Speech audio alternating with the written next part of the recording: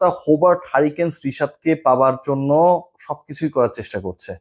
শুধু রিশাদ না, বাংলাদেশ থেকে বাংলাদেশের সম্ভাবনাময় আরো বেশ কিছু ক্রিকেটারের দিকে গ্লোবাল সুপার লিগ সহ অন্যান্য ফ্র্যাঞ্চাইজ লিগে যারা ম্যানেজমেন্টে কাজ করছেন তাদের আগ্রহ রয়েছে।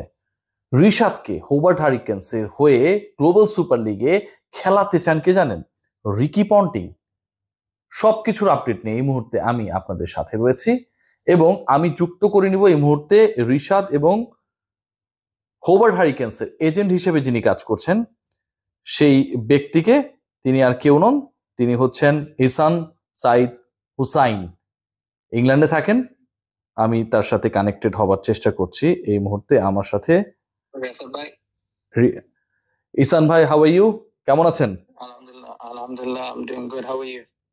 আলহামদুলিল্লাহ, খুবই ভালো আছি। আপনার কাছে যে ব্যাপারটা আসলে জানতে চাই, you are doing your role as an agent, যিনি আসলে ক্রিকেটারদের সাথে ফ্র্যাঞ্চাইজির যে সম্পর্ক সেই জায়গাটা একটা বড় রোল প্লে করেন।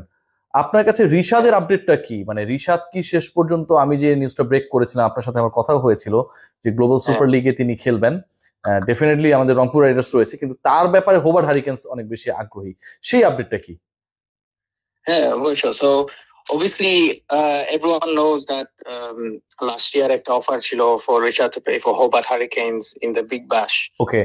So since then Hobart Hurricanes have been very interested in Richard. Obviously, unfortunately, Big Bash, he couldn't play in the Big Bash last year.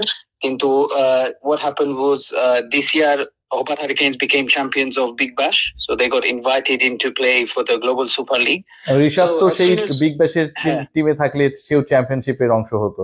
Bad luck. হ্যাঁ, অবশ্যই, it would have been a great achievement. Actually, রিশাদের যে টিমে draft পাইছে last year, every team they got champions. So even Toronto in the Canada League as well, like, you know, so I think Rishad must be like some good luck for the teams. But yeah, for sure, in the Super League, so they got selected invited to play Super League.